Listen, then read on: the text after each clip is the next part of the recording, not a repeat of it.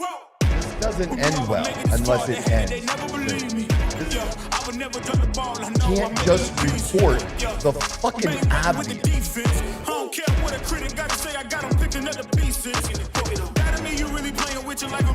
Just a motherfucking jump. Just go.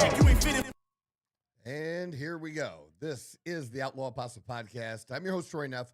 I'm the fucking guy, and the other fucking guy sitting right to my left is Leo. Leo, how was your weekend, my friend?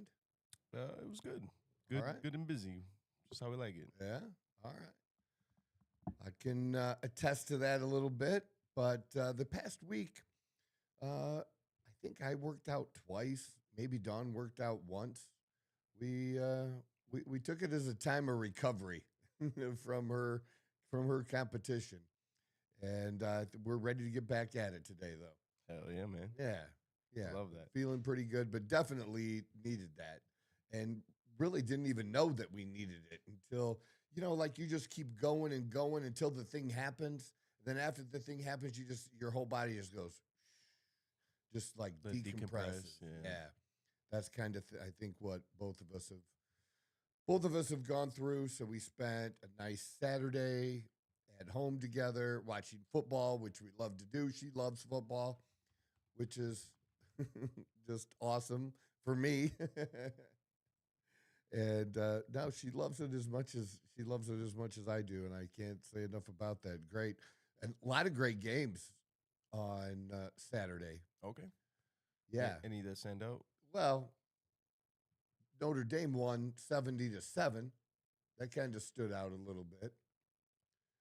And because people are talking, because you're kind of getting down now where people are trying to figure out what's going to happen for the playoffs. And it's still kind of up in the air. There's a lot of different scenarios that could work out. And what I wasn't expecting is Georgia Tech to lose. I wasn't expecting that. So that kind of throws a wrench in it a little bit for that conference. We'll see what happens. We'll see what happens with them. But, Miami beat Notre Dame first game of the year, like 27-24, I think, maybe. Okay. I think they beat them by a field goal. It was a pretty close game. It was a very close game. And, you had a freshman quarterback versus a quarterback that, Carson Beck, it feels like he's been around in college football our whole lives, Like, I don't know if this is year 7 or 6, but dude's been around a long time. And, Miami, they had a decent team the previous year, and their team this year is decent. But, yeah, they won the head-to-head matchup. But since then, they've lost to 2 unranked teams. And both of Notre Dame's losses are one to Miami, in a close game. And then the other one was Texas A&M, who's been ranked number 3. And that wasn't a blowout either. And Notre Dame has actually looked really, really good. Their offense has looked excellent and getting better and better with Jeremiah Love, who I think right now, Jeremiah Love's should be the leading candidate that we're talking about instead of all these fucking quarterbacks. Should be the leading candidate for the Heisman Trophy. The dude just balls out. Fun to watch. A little bit of a reminder, almost a little bit because of his size and stuff, a little bit of Derrick Henry. Obviously a younger Derrick Henry, but that's not a bad person to be compared to. I think that's totally legit. Ohio State still your number one. And I don't think, honestly, this is going to be a whole different thing for the Michigan-Ohio State rivalry this year. Coming up this coming Saturday. It's going to be different. Michigan has had Ohio State's number. That's not going to happen this year. That's not a thing. And any thoughts Michigan has had of maybe sneaking up there in the polls as they've been creeping up a little bit? Yeah, that's not going to happen. They're going to get knocked right down out of there. So it's just good stuff. It was just good fun stuff. It was, it was a weekend. Was the weekend where some teams like Alabama normally play some team that sounds like a high school team. They work those in there. But Ohio or Alabama has more wins against ranked opponents than any other team. They do have the 2 losses, but that being said, so people are arguing about the 2-loss thing and where teams should fall and who should be ahead of somebody. But in the end, I think it's just going to all work itself out. I'm feeling really good about Notre Dame. Feeling really good. And my buddy Mike, who did that video, got that video, was just fantastic that he did that for me and my daughter, having Marcus Freeman send us a video congratulating on the grandbaby and my daughter's baby. He was there at this weekend's game, and he posted some pictures. That looks pretty cool, standing next to Marcus Freeman on the sideline at Notre Dame. So good for him that he got to go. I love seeing that kind of stuff. Seeing my friends enjoy life, be successful, do great things. It's good shit. It's good shit. We've always had that kind of relationship, and men need that kind of relationship. You need that kind of relationship where you really have, another man or several men in your life that, cheer you on, genuinely, authentically cheer you on and want good things for you. Not just talk about it. I think that's important. We did have another Cardinals game yesterday. Good. I didn't wear any Cardinals gear yesterday, which I usually do going to the game. Dawn did. I wore my Notre Dame stuff. That's what I wore. And we were watching the Steeler game before the Cardinals game. And Pittsburgh blows it, loses by 3 points. And the reason that they lose and maybe don't go into overtime is because Coach Tomlin earlier in the game decided to go for a 4th down when our kicker it was just under 50 yards, and our kicker can kick over 50 yards all day long. The Pittsburgh Steelers have one of the best kickers. And no, I don't like seeing Pittsburgh come out and put up, 2 field goals and the other team has a touchdown. But we had touchdowns. We had 2 touchdowns. And that 3 points could have been all the difference, really. And it's not Pittsburgh's identity to really go for it in those situations like it is some other teams, like the Lions. The Lions, they'll go for it on 4th down fucking anywhere. At least it seems that way, right? The Steelers, not so much. And we just don't have, even though we have, 2 decent running backs, that's just still not our thing. They're not Jerome Bettis, where you're like, you're going to get this. And for whatever reason, other teams, including the Pittsburgh Steelers, have no idea how to do the tush push. There's only one team in the NFL that can do it, and everybody's mad at him. We do have a very, very big fucking tight end, though, that's like a tackle, but he can catch. You could pop him in there and like a wildcat almost and let him go for it. Something, I don't know. But it was not necessary to go for it at that time of the game. It just wasn't. And it really cost him. And that loss hurt him.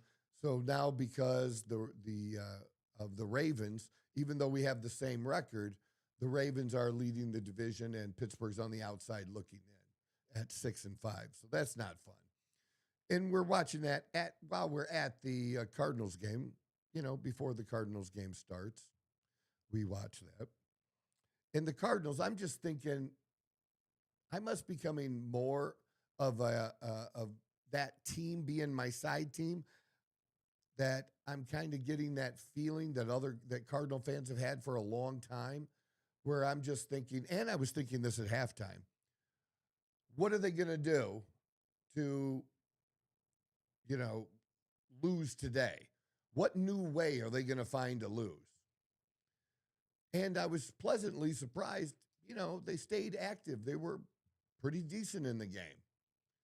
They made a couple bad decisions in there and things that were, I think, on the coaches as well. But,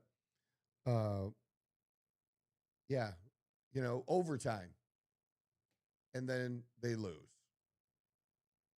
And it's just, I can't imagine being a Browns fan. That has to be the worst thing in the last 25 years to be a Browns fan. But I'm getting a little bit of a taste of it rooting for the Cardinals. A little bit. And maybe things turned around for the Browns yesterday, maybe not. But I was happy to see Shedeur Sanders get the start and play well and decent. We watched that. He had a solid game. Yes, he had the one interception. I think he only took one sack. 1 sack, 1 interception, 1 touchdown, 209 yards, 11 for 20. And he's throwing the ball downfield. Not like these. I mean, his one big play, though, was a screen. But the dude's throwing downfield on the run and showing he's got enough. And he's poised behind there. He doesn't look like he's nervous or, just not trusting. He trusts in himself. He trusts in the players. And they have some solid people, around him. Judkins, I think, is going to be a really great back. And they used him. And you got Jerry Jeudy. They have some weapons. Njoku, the tight end. They have a good tight end. There's no reason that team should be as bad as they are this year. And Myles Garrett, as a Pittsburgh Steeler fan, I wasn't happy last year that my boy TJ didn't get the defensive, the MVP award for defense. And it went to Garrett. But this year, Garrett deserves it 100%. 100%. Dude is lights out, just killing people on that field. That's the kind of football I love to watch. And so their defense isn't terrible either, so they should be better. And so they did get their win. That was a lot of pressure on just one single game. Whose future gets decided based on just one game? That's usually not the thing. And I watched the second half of the game the previous week when he played in the second half when Gabriel got hurt. And they were in the lead. They lost the lead, lost the game. But as I watched the second half, the things I had heard in social media and sports people talking, I'm like, what the fuck were they watching? He actually played solid in that second half.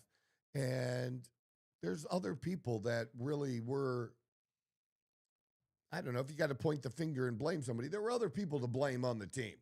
Just flat out dropping balls that are like here, like you're right there in the old bread basket. And yeah, he did solid. So I was glad that he got the start. He did. And he made the most of it with his dad there. And there's just, I love seeing it too for him because of the haters.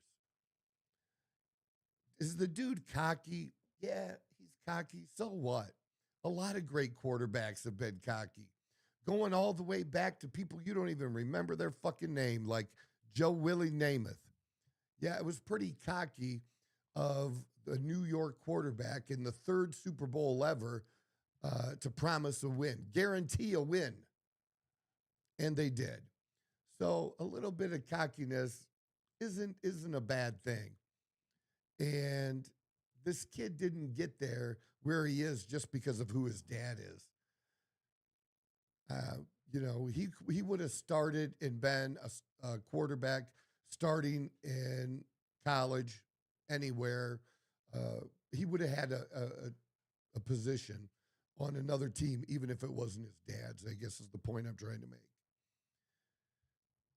And yeah, he did play at Jackson State, smaller school. He could have played at a bigger school sooner, but he chose to play with his dad. And it all seems to have worked out for him. It worked out for Hunter. Travis Hunter worked out for him. Dude became a Heisman winner. And like I said, I thought that was deserved.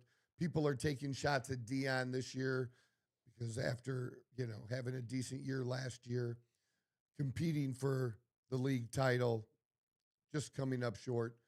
He had some good expectations for this year, and it just hasn't worked out. And I don't think he's going anywhere, and I don't think Colorado's getting rid of him, nor should they. I think it's pretty fair to say, I talk about the 80-20 rule. In business, 20% of the people make 80% of the money, and 80% of the people make 20% of the money. It's kind of like that, almost in college football. Probably even a smaller number, you know. There's probably, you know, well, we'll use the same percent. We'll use the 80-20. Of the 20%, you have your good and very, very good college coaches. And then you probably have 60% that are mediocre at best. And then that leaves you another 20% that should probably be fired. They're not good at all. That's probably how that works out. And Deion Sanders isn't in that bottom 20%. That's not a thing. Is he a great coach yet? No, he hasn't developed that yet, but he did good things at Jackson State. He raised their profile. He raised the profile of historically black colleges too, which was great. Though they're getting noticed more, the players are getting noticed more, and that's nothing bad about that. Even for Colorado, yeah, they've only had one winning season out of the 3 with Deion, but this is a team that sucked and was not relevant at all, and they've gotten quite a bit of media attention now and more money flowing into the school. The school has made money with Deion as the head coach. And to change that now would not be a smart thing. It wouldn't. And we all go down different paths. It's just not everybody with this great story. I don't know if you remember, there used to be a show they used to do for a few years where they would take 4 high school quarterbacks and follow them. And they were typically 4 of the top most recruited quarterbacks, right? Jake Fromm was in it from Georgia one time. Rattler, who now plays for New Orleans, he was in one. And look at where that guy went. He went from Ohio State not playing to South Carolina, I believe, and then ultimately Oklahoma. And he made it in the NFL, and you're like, really? But he somehow made it. And you have guys like other guys. I'm just bringing this up to give you an idea of you just don't know. And it's not a straight, easy path. The greatest quarterback ever, Tom Brady. How great was his path? I mean, they were thinking about benching him his senior year at Michigan, right? Gets taken very, very late in the NFL draft. Brock Purdy, the most recent one, who's doing well in the NFL. Mr. Irrelevant, the very last guy. And how about Kurt Warner? I don't know, Leo, did you ever see the movie that on Kurt Warner's life? I don't believe so, no. Yeah. American Underdog. American Underdogs. True story. Mostly, I guess, but it is his life. And here's a guy that was a gunslinger in college. There were some struggles. Then he goes on he gets a chance in Green Bay. Oh, I have seen this. It's a great movie. It's a very good movie. Yeah, it's a great movie. And he struggled at Green Bay, and he blew his opportunity there to, make the team. And then he has to go to play arena football for a minute. And he does. And he plays well in arena football. They win. I think he does that for at least, 2 seasons. And then somehow he gets a shot with the Los Angeles Rams. He ends up being a backup quarterback. The starting quarterback goes down. He comes in, and now he's a Hall of Fame quarterback. I think he got in the Hall of Fame, 5, 8 years ago. I don't remember exactly, but it's been at least 5 years ago, I believe. but he is in the Hall of Fame. Now, that's not the path that most people would think, you have to success, like having success at every level. And there are people that have had success at every level. And then when they get to the big show, something happens that it doesn't work out. Tim Tebow. I love Tim Tebow. I think he's a great individual, great player, but he struggled. I don't think he got a fair shot as a pro, honestly. But at every level until then, all the dude did was win. And his first year with the Denver Broncos, there were 2-6. He comes in and goes 6-2. They make the playoffs and then beat the Pittsburgh Steelers in overtime of the new overtime rules. Beat the Pittsburgh Steelers in overtime for a playoff win, and then gets replaced by Eli Manning, or not Eli Manning. Wrong Manning. Peyton. Peyton, or is it Peyton? The commercial where he's painting. Oh, Bad reference. Okay, it didn't work. Okay, so it gets replaced by Peyton Manning, and of course, that worked out great for the Broncos. But Tim Tebow went to the Jets. The Jets had shitty quarterbacks and failed with every one of them. They had Tim Tebow on the bench who had actually won games, had a positive record in the NFL, and they wouldn't put him in. Wouldn't put him in. And then he was just gone. And his style of play, is the style of play that you see from some of the best quarterbacks today.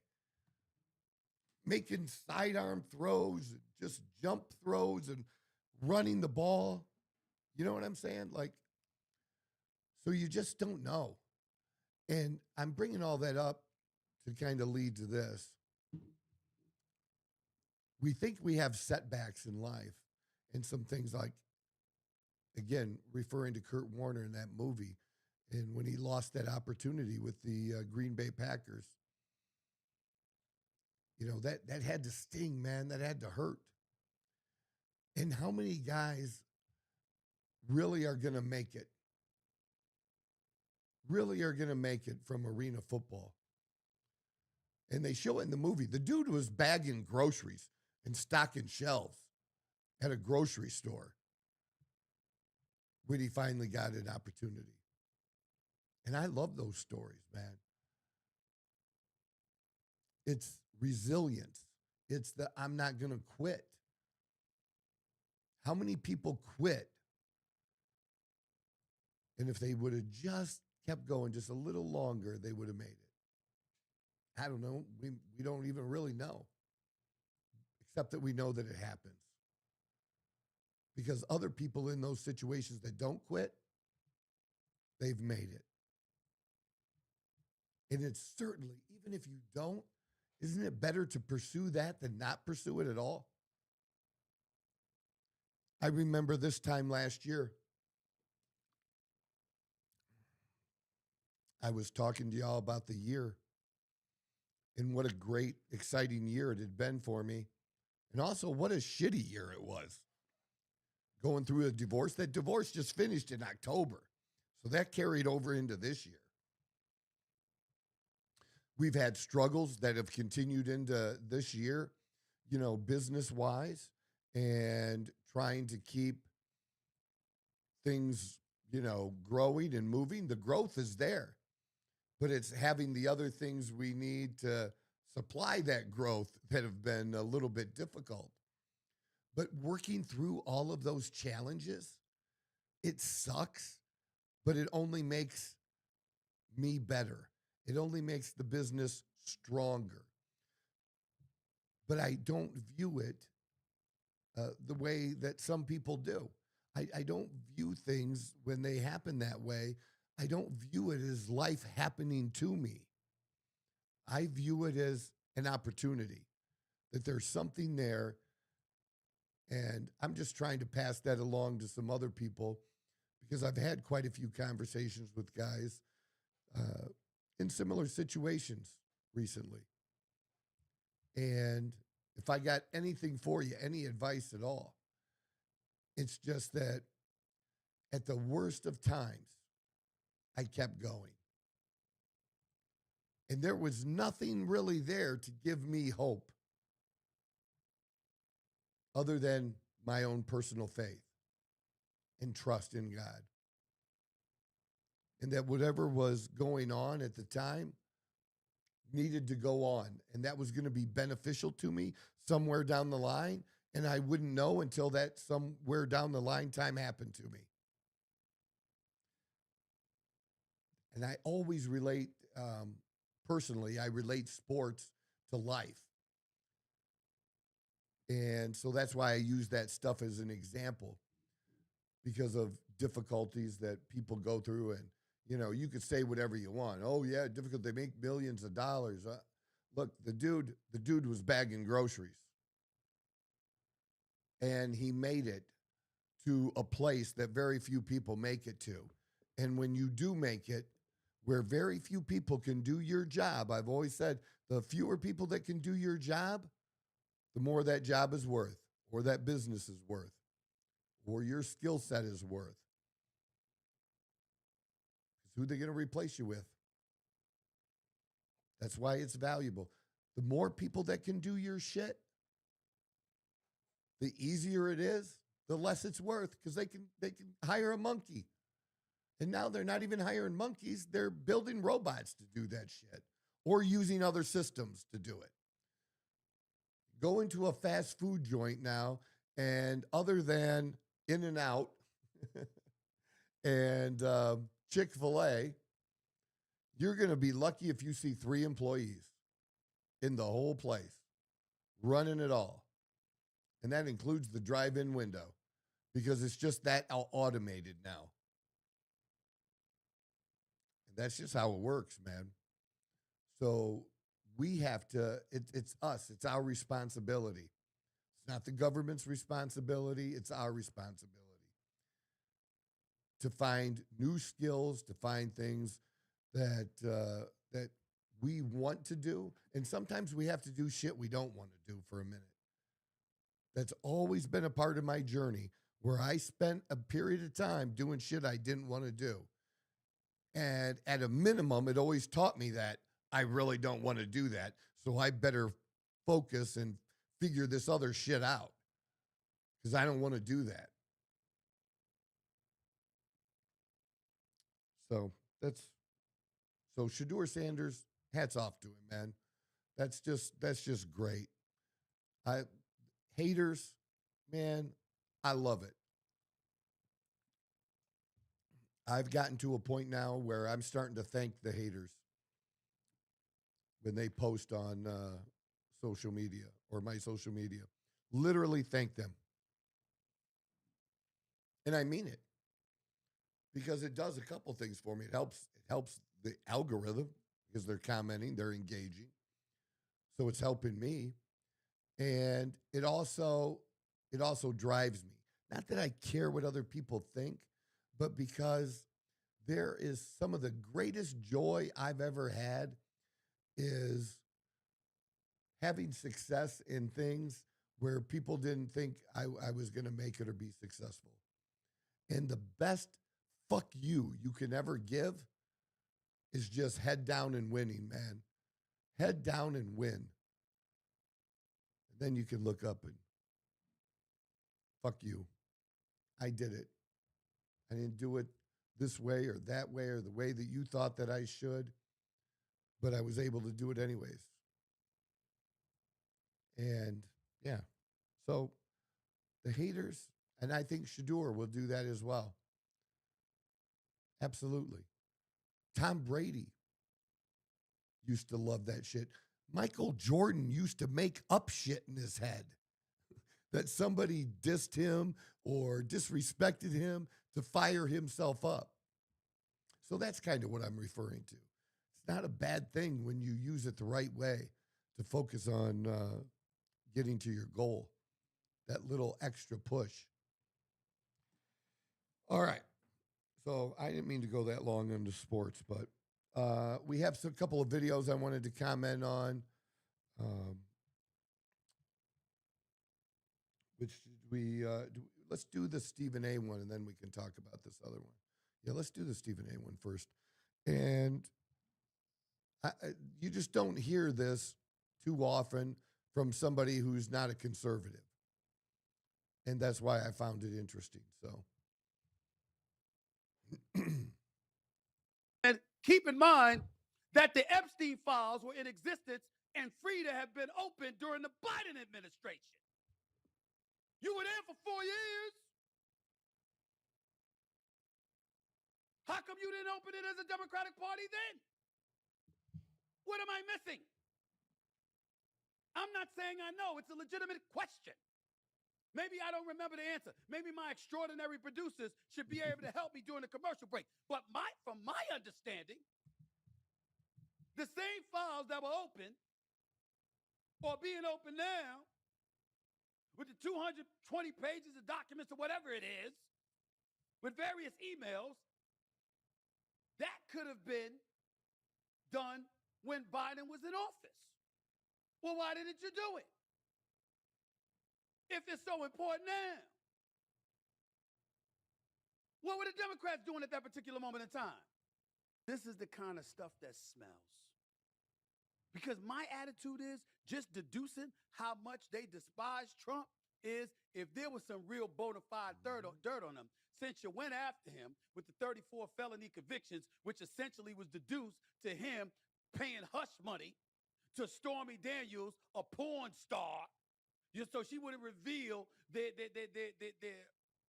happenings with one another leading up to the election in 2016. Okay?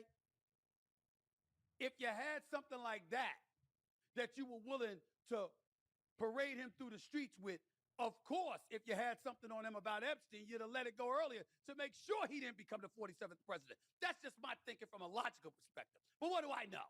Ladies and gentlemen. But that's just it. That's what we've been saying here on the conservative side. And it seems to be getting drowned out, and just surprised to see somebody like Stephen A. say that, which is great and all, because it's true. All the lawfare, all the different ways they tried to stop President Trump, the second impeachment, the spying on him, the Russiagate hoax, all of those things trying to take him out. And they have the Epstein files where he's implicated and they don't release him to take him out.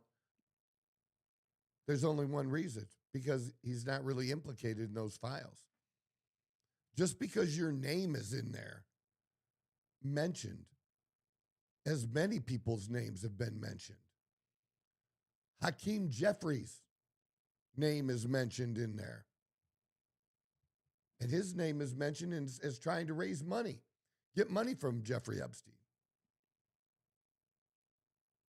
But there's no relationship, or the least that we know of now, between Jeffrey Epstein and Hakeem Jeffries in a way that's related to the real scandal of the sex trafficking. There's not a connection there. There's a connection, just not there. And the same for Trump. There used to be a connection. That connection was broke. That relationship ended. And they didn't like each other after that. So much so that the attorney representing, there's audio that goes with that, right? Do we have that? Or is that not a video? This clip? Did I just give you a snapshot? The thing that's on the screen? Yeah. Yeah, it's a video. Okay, let's play that. This is the attorney representing 70 victims of Jeffrey Epstein. The only thing that I can say about President Trump is that he is the only person who, in 2009, when I served a lot of subpoenas on a lot of people, or at least gave notice to some pretty connected people that I wanted to talk to them, he is the only person who picked up the phone and said, "Let's just talk. I'll give you as much time as you want. I'll tell you what you need to know," and was very helpful in the information that he gave, and gave no indication whatsoever that he was involved in anything untoward whatsoever, but had good information that checked out and that helped us, and that we didn't have to take a deposition of him. That was in 2009? That was in 2009. So the only thing that I can say Which, there you go. President Trump. And we've known that. We know that he kicked Jeffrey Epstein out of Mar-a-Lago, among other things. This is not going to end well or end like the Democrats think that it's going to end. And now it looks to me like they're trying to prepare themselves for the fact that that's not going to happen and make other accusations about what's redacted, what's not redacted. There's nothing that will satisfy these people other than Trump in handcuffs. That's it. And if he doesn't end up in handcuffs, well, then it's something is wrong. But I definitely appreciate that Stephen A. is one of the few people somewhere in the middle, somewhere leaning left, that actually is willing to say something that's the truth. Did you see this one? This is funny. I haven't seen any. Yeah, go ahead. You remember Elon was a Nazi? Do you think this was planned by Mamdani? I don't think so.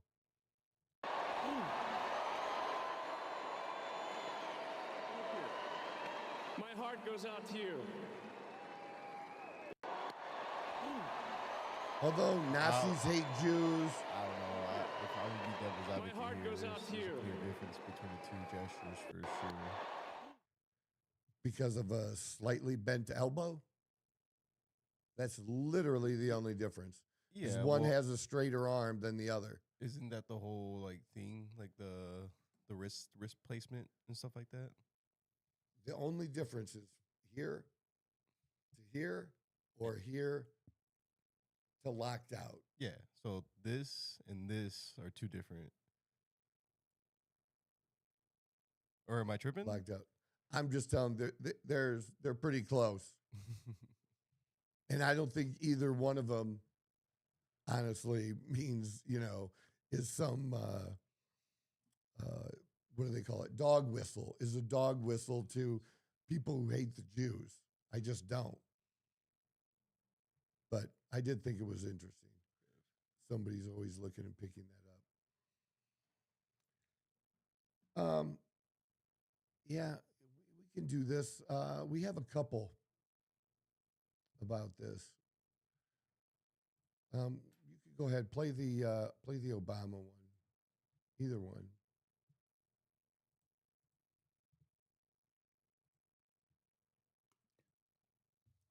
Man, change it. That's why we have elections.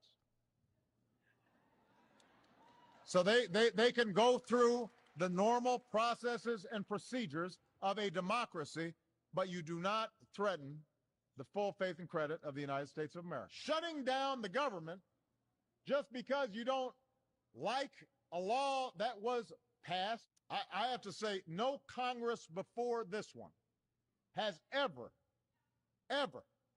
in history been irresponsible enough to threaten an economic shutdown, to suggest America not pay its bills, just to try to blackmail a president into giving them some concessions. I will not negotiate on anything when it comes to the full faith and credit of the United States of America. We're not going to submit to this kind of total irresponsibility.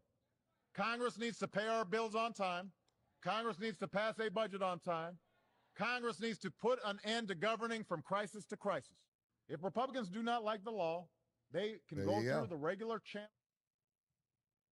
And almost word for word is exactly what Trump did during the shutdown. Word for word.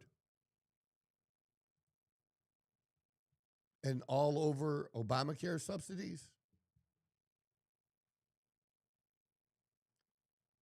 Here's a look at what people thought back then, or some comedians thought about Obamacare back in that time.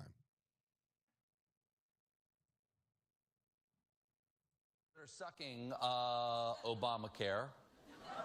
The government just announced that next year premiums are going up by 25%. I haven't seen Obama hike something so high since she stopped wearing mom jeans.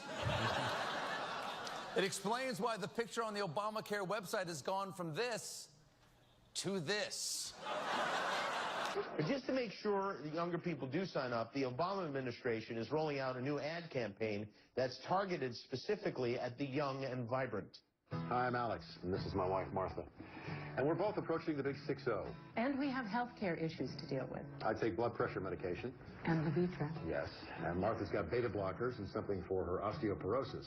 It's not cheap. But fortunately, we don't have to pay for it. No, you do. That's right. You young people are paying for our drugs and our doctors. Not to mention our Social Security and our Medicare when we retired at Boca. And you know why? Because you don't vote. And we do. That's right. Hope you enjoyed that Burning Guy Festival. Come on, Martha, let's go find that Levitra. Oh, Alex. The Affordable Care Act. Next time, maybe pick up a newspaper. If you like your doctor, you can keep your doctor. Want to add any caveats to that? Because it sounds kind of definitive. We will keep this promise to the American people. If you like your doctor, you will be able to keep your doctor, period. If you like your health care plan, you will be able to keep your health care plan, period. First of all, I do not think you're supposed to read the punctuation in the speeches. Pretty sure you're supposed to just let that stuff go by. And second of all, how would that definitive statement sound post-implementation of said new Health Care Act when it has become abundantly clear that you cannot always keep your plan or your doctor? If you have or had one of these plans before the Affordable Care Act came into law, and you really liked that plan, what we said was you could keep it if it hasn't changed since the law's passed. No. What you said was you can keep it. Period. Now what you said there was more like you can keep your health care plan ellipses. Comma, because it may no longer meet the minimum requirements, or your insurance company may stop offering individual plans, or some other odd bureaucratic unintended offshoot. Period. Emoticon denoting a combination of embarrassment and arrogance. Did I do that? Speaking of things. You know, they were better when they used to pick on both sides, when, you know, it didn't matter who the president was. Was that SNL? Was it SNL? No, Is that what you're saying? No, that was just their individual show. Oh, okay, gotcha. That was just their individual shows. But there was a time when comedians, you know, did that. It didn't matter who was president. They just didn't do it only, you know, to the Republicans. Both sides were free to, you know, take shots from them. And, you know,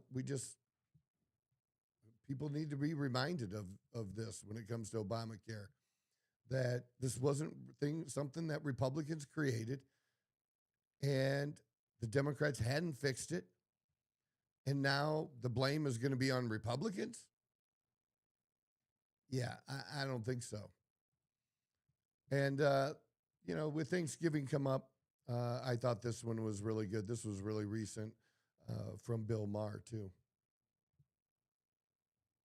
Finally, new rule, happy Thanksgiving. I can't believe that even that now is a political issue. It is a real shame what's happened to this holiday, which used to be all about the good F's, food, friends, family, football, fun. And now it's fuck you. You're not even invited because you voted for the wrong person. I'm so tired of liberals ghosting half this country. Conservatives do it too, but not nearly as much. Look, whoever's doing it, it's got to stop, because we're at a point now where politics has broken up more families than letting your wife see your phone.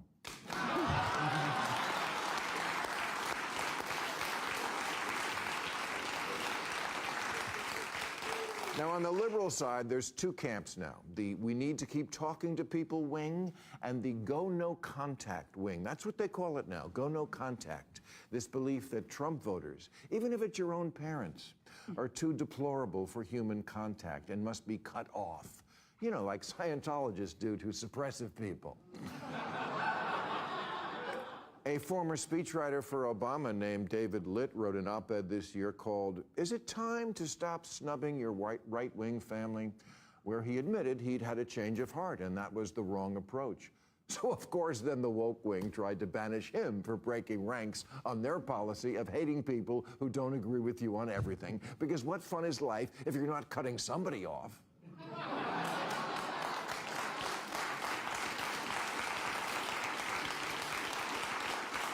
Mr. Litt asked the question, what has all this banishing accomplished? Oh, I know. A second helping of MAGA, that's what. Molly McNerney, Jimmy Kimmel's wife and head writer, went public on this topic recently, so I feel it's fair to comment respectfully in public. She says she's lost relationships with relatives because she wrote them an email before the election with 10 reasons why they shouldn't vote for Trump, and some still didn't obey. So, you know. 10 reasons. I could think of 100. But I would never present it to someone as an ultimatum. Ultimatums don't make people rethink their politics. They make them rethink you. So,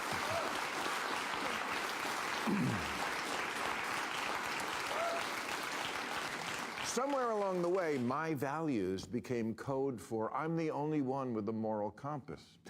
You know what would have been a better exercise? Write a top 10 list to yourself where you try to imagine 10 reasons why 77 million Americans didn't want to trust you with taking power. And I say that as someone who votes Democratic. As I like to remind my very pure friends, we voted for the same person. You're just why she lost.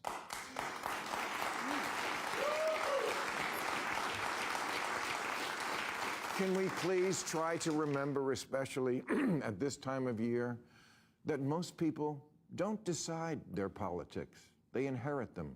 It's about where you grew up in America, what your parents taught you, your life experiences, your religion. Marjorie Taylor Greene of Georgia was here recently, and I was amazed by the number of people who reached out after the show to say, wow, I kind of like her. Yeah, that's been my line for a while. Everyone's a monster till you talk to them.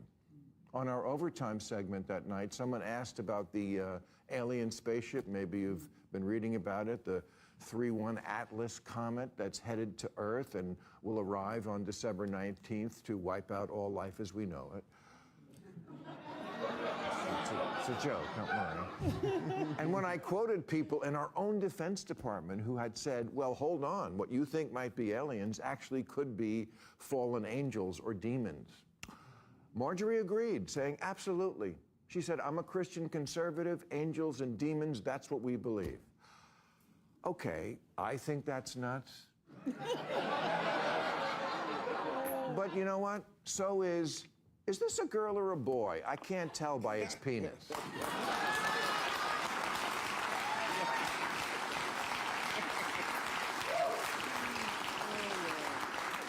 I'm not going to go through wokeism's greatest hits now, but, you know, the safetyism, the open borders, queers for Palestine, whatever this was. I mean, I could go on, really. There's a lot of stuff. The other side has their top 10 list, too, and some of it's pretty hard to argue with. And I know the President of the United States called a woman piggy this week, and you're a better person than me because you hate it more than I do. But I hate it, too, really, as well as 1,000 other things about the Trump administration I never stop pointing out on this show. But I'm an adult, and in the real world, there's some people you just can't stop talking to, like your spouse or partner after a bad fight, tempting as that is.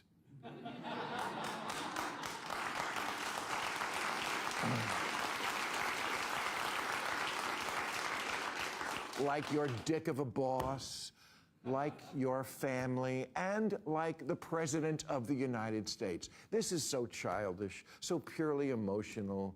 The people who got all butthurt because I had dinner with him, you know, because he's Hitler. Except he's not. So unhelpful and dumb. Trump is the most supportive president Israel and the Jews ever had. You know, every year I used to ask Larry David to do real time, and he'd always say, Bill, I can't. I'm not smart enough about politics to do your show. Yeah, I get that now.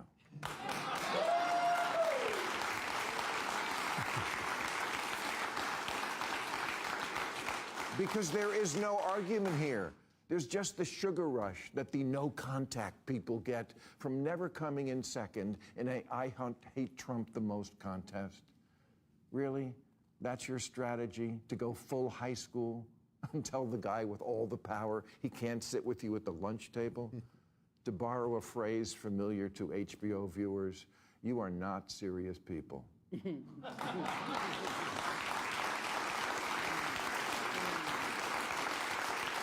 I mean, what exactly is the argument? That by talking to Trump, I'll elevate him?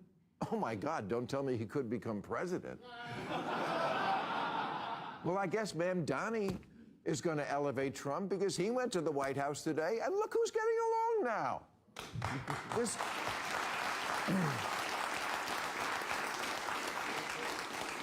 This guy, MBS, was at the White House this week. Biden thought he could cut him off, but a year later he found out he couldn't. There's no perfect way to deal with Trump, but not engaging is for sure nothing. Axios wrote a column in August entitled 11 Ways to Influence Trump, based on many interviews with people who have done that. Number 8, get face-to-face. The trick is getting in the room, away from cameras and social media. Trump will say or write horrible things, but rarely in person, one-on-one, where he comes off kinder, more interested, less erratic. Exactly. And there's a bunch of examples of this. Most recently, the CEO of Intel, who Trump was hating on, but then he met in person, and now he's a great guy. Trump was going to send the National Guard to San Francisco, but somebody talked him out of that. Kim Kardashian, for fuck's sake, convinced him to sign legislation. Don't you get it? Do you really not get it at this point? Everything with him is done through personal relationships. He's a people guy. Trust me, he's not at home at night poring over the briefing books. This is government by people is saying. If anything, we need more people like me having dinner with him. You complain he's surrounded by ass-kissers, but your strategy is to make sure no one but ass-kissers are around him. You are not serious people.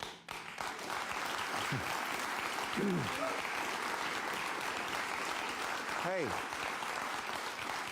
Rachel Maddow went to Dick Cheney's funeral yesterday. We can do this, people.